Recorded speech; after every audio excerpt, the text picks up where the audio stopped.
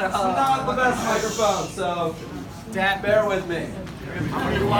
well, kind of. How many candles? So, Just remember the just podcast. before we get started, there are custom lobster claw crackers laid throughout on the windowsill. Those are for all of you. So please take one. We hope that the next time you have crab or lobster that you think of tonight.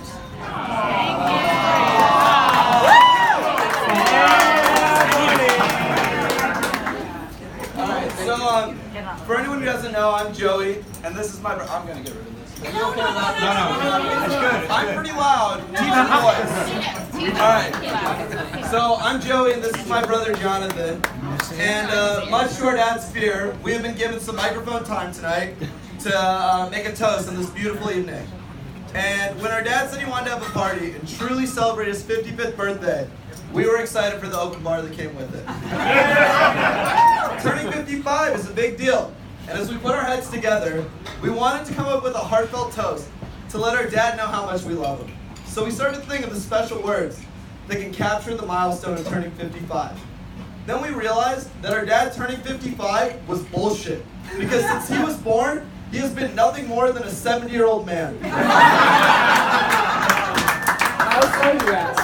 Well, boy, oh boy, do we have some stories for you. It wasn't always easy growing up in a mom and grandpa home. And we're sure by the end of this speech, you'll be just as convinced as we are that our dad isn't turning 55, he's just 70 for another year. When my dad was 5, he wanted to be an investment banker when he grew up. I'm sorry, what 5-year-old sets their sights on investment banking? Or who even knows what it is? Hell, I'm 23 and I'm still trying to figure it out. When I was 5, I wanted to work at Target because I thought you got free stuff from the store. And this guy wanted to be a fucking investment banker. So according to our Evans family lore, by the time our dad was 6, he was reading The Atlantic and The Wall Street Journal. That's true. Actually true. So my grandparents... He harassed my father on drives up to Vermont, continuously wanting to know what was going to happen with the Federal Reserve. So my grandparents and our dad will both enthusiastically confirm that this is true, but imagine that. The Wall Street Journal is written at a 9th grade reading level, and many of the articles in The Atlantic are college level reading. What kind of 6-year-old child is reading about the bidding war between Disney and Comcast for the assets of Fox? The answer to that is no 6-year-old. He wasn't 6. He was 70. By the time he was 9, our dad and his family traveled to the south of France. Definitely a mature trip for a 9-year-old, but nothing too out of the ordinary. However, on that trip is where my dad developed his passion for wine, art, and French cuisine. Can you imagine seeing a 9-year-old American boy in Nice sipping in a $100 bottle of Bordeaux and commenting on how rich the notes of tobacco are? Or ordering escargot, not because snails are gross, but because it's a fine delicacy? Of course not, because those aren't the actions of a 9-year-old, those are the ones of a 70-year-old man. Speaking of food, here's another tale to build our ever-growing case about our third grandpa. Back when Jonathan was much younger, my mom sent my dad out to pick up some groceries. She gave him a list and sent him on his way. However, it turns out that our dad required a bit more instruction.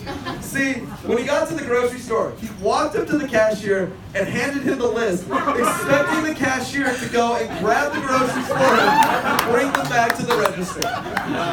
I'm sorry, but I don't even believe this is the way that our grandparents got groceries. The late 30s man would never have expected a cashier to get the groceries for him in the early 2000s, but a 70-year-old man just might have.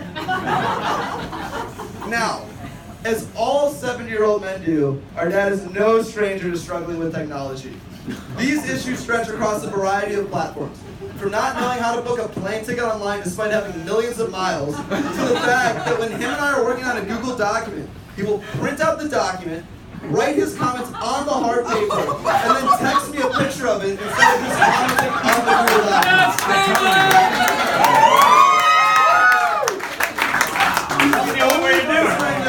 They call the phone charger a firewire.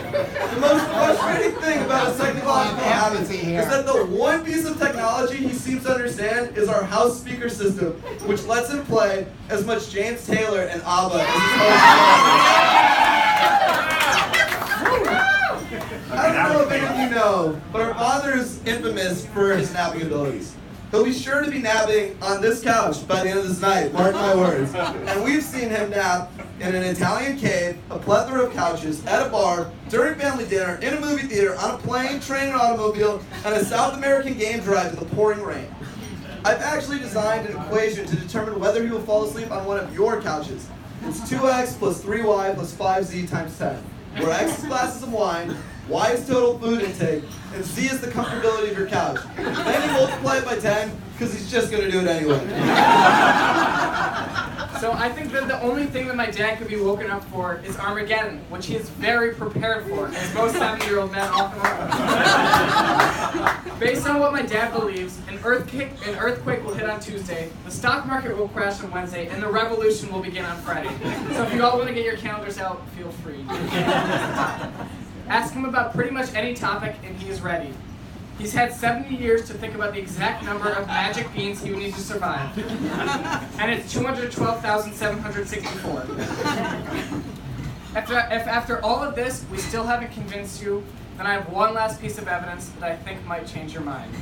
Here's a list of words and phrases that my dad has said over the past few months, along with my interpretation of what they mean based on context. I've collected these over the past few months, just hearing them, whether it's to our Welsh Terrier Floyd, or whether it's just him talking to himself, as old men often do.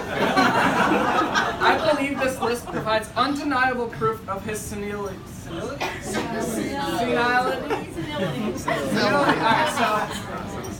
And that you will be just as lost as I am. So we had to cut the list down a lot to the best. Hookulating. That means buffering. Peepus is a late night visit to the 5th floor with our dog with the intention of just getting pee. A short one. Boo-bong busculator. As in, who's a boo-bong busculator? He said to Floyd. Bada bing, bada boom. Which just means yay. Pimpsonella dog. I wrote question marks for that one because he just kept repeating that for 10 minutes. That's that one from Grandma Joyce. Okay. And then Boosh Bingy, as in who's the Boosh Bingy dog? I really don't know what that could possibly mean. This is Floyd's. You're saying all Floyd's. He understands all those words. Yes, he understands all those words. In all seriousness, we are so happy to be here with all of you tonight celebrating our father. And we are especially happy to be that you are all a part of this night. We're especially happy to be a part of this night. With you, Dad.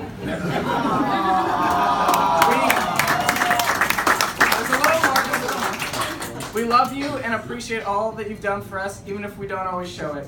Whether you're 70, 55, or any other age, you're still the best dad we could have asked for. Happy birthday.